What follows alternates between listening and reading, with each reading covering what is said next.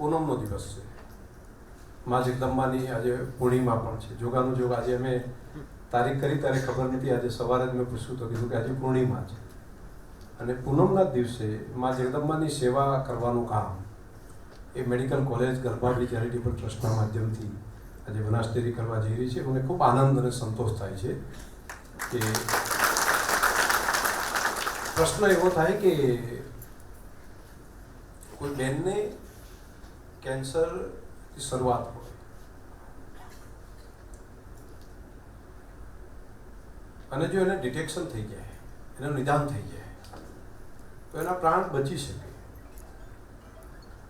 પણ આપણે ત્યાં મુશ્કેલી એ થતી હોય છે, છાતીનું કેન્સર હોય તો એ માને કે આ તો સામાન્ય ગાંઠ છે, દિવસો કાઢી નાખે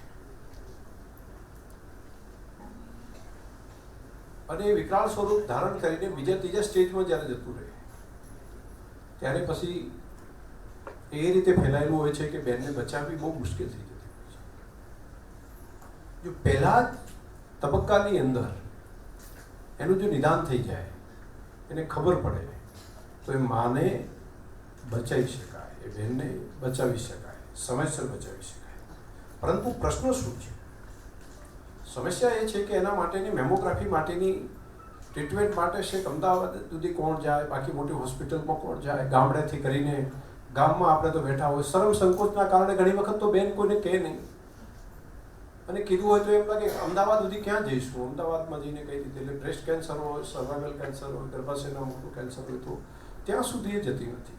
અને શરમ અને સંકોચના કારણે ત્યાં સુધી જાય નહીં.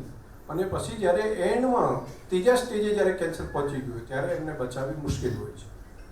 આનો કંઈક રસ્તો કાઢવો પડે અને એ સંવેદનામાંથી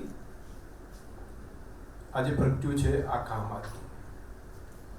આપણે એવું કામ કરીએ કે જેથી કરીને બેનને પોતાના જ ગામની અંદર પોતે જ ચેક કરાવી શકે અને એમાં શરમ સંકોચ એને ન રહે એટલા માટે એની પણ વ્યવસ્થા થાય. આખી લક્ઝરી વાહન, લક્ઝરી બસ હોય ને, એવડી મોટી લક્ઝરી બસ એક ગામમાં એને ત્યાં જતી રહે.